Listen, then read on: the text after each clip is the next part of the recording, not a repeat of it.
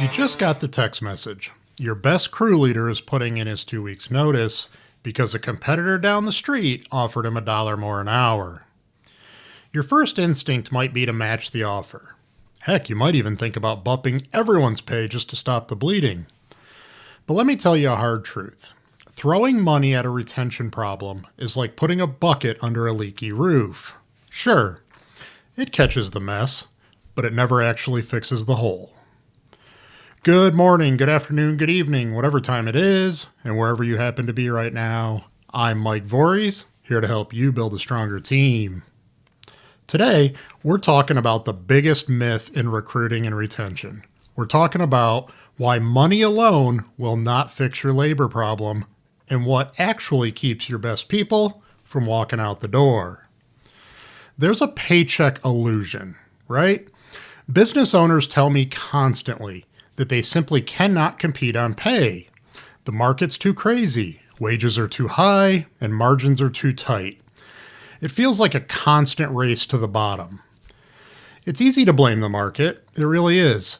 It's easy to point the finger at inflation or aggressive competitors. But let us look at the reality. If a high hourly rate was the only thing that mattered to an employee, the highest paying companies in your market would have next to no turnover. Nobody would ever leave them, but they do.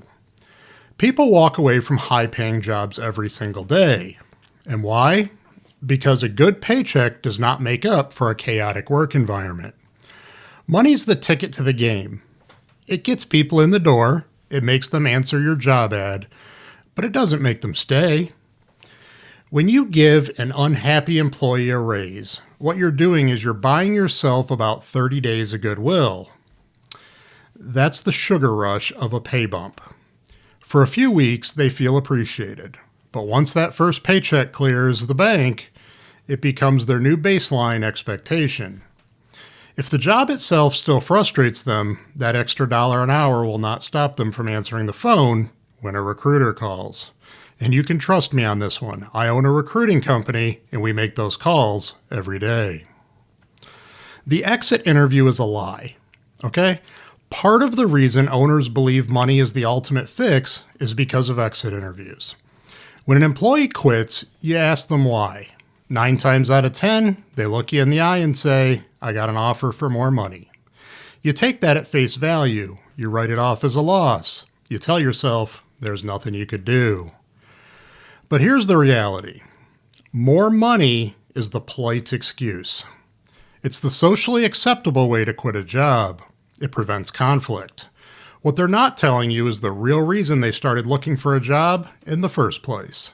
You know, nobody updates their resume on a Tuesday night because they're perfectly happy at work. They update their resume because they're frustrated. The extra money from the competitor is just an excuse they needed to finally pull the trigger. So what actually drives them away if it's not just money? It comes down to 3 operational failures. The first failure is operational friction. Good employees want to win. They want to show up, do a good job, and feel productive. Operational friction is what happens when your company makes it incredibly difficult for your employees to win the day. Imagine a technician arriving at your shop at, say, 6 in the morning.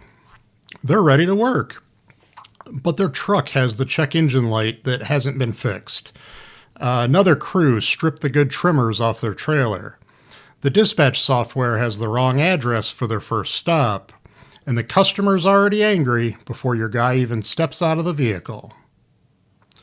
By 9 in the morning, that employee hates their job. They're exhausted. And they have not even started their actual work yet. They're tired of fighting your broken systems. They're tired of apologizing to customers for mistakes that the office made. When people leave, they're often running away from chaos. They go to a competitor hoping that the grass is greener and the operations run smoother. All right, failure number 2, the frontline manager bottleneck. You know, there's an old saying in business, people leave managers, not companies. It's a cliche because it's absolutely true. Think about your organizational structure. If you're the owner, sure, you care about culture, you care about your team, but your frontline employees do not interact with you every day. They interact with your crew leaders. They interact with the branch manager or maybe the operations manager. To your employee, that frontline manager is the company. And here's where businesses get it wrong. We take our best technician, our best producer, or our longest tenured guy, and we promote him to manager. We give him that laptop and a truck, but we don't give him a single hour of leadership training. So now you have a manager who does not know how to handle conflict. They play favorites, they yell when things go wrong, they do not communicate expectations clearly. Your employees are not quitting your company, they're quitting that specific manager. If you have a turnover problem in one specific department, it's very likely you do not have a pay problem. You have a leadership development problem. Or maybe you hired the wrong manager for your team. All right, let's talk about failure number 3, and this is the career dead end. High performers are naturally ambitious. They want to know that their hard work is leading somewhere. If an employee looks at their current job and sees no path forward, they're going to eventually leave. It's human nature. Nobody wants to feel stuck on a treadmill. This does not mean you have to promote everyone to a management position. Not everyone wants to be the boss or should be the boss, but everyone wants to grow. A path forward can mean cross-training on new equipment. It can mean paying for them to get a new industry certification. It can mean giving them ownership over safety training or fleet maintenance, something like that. You have to show your people what their future looks like inside your 4 walls, because if you don't paint that picture for them, they'll go find a company that will. Let's talk about the true meaning of leadership and culture. This brings us to the core issue. When we talk about retention, we have to talk about leadership. And you might be thinking, Mike, what does a broken truck or scavenged equipment have to do with leadership? Everything. You know, culture is not a ping pong table in the break room or a pizza party. Culture is not a motivational poster on the wall. Culture is how your business operates on a Tuesday morning when it's raining and everything's going wrong. Leadership is providing the tools, the systems, and the support your team needs to execute safely and efficiently.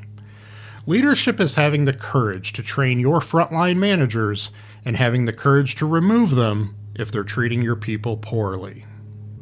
When you fix the operational friction, when you train your managers to communicate clearly, and when you show your people a path to grow, something amazing happens. You stop losing people over 50 cents an hour.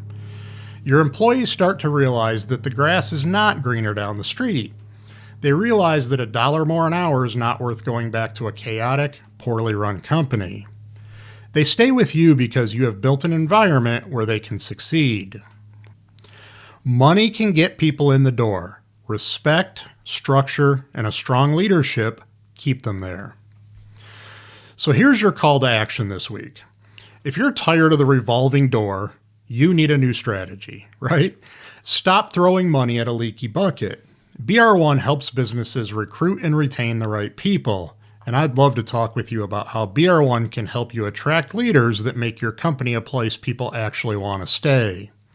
So whether you need help with recruiting, reducing employee turnover, or both, BR1 can help.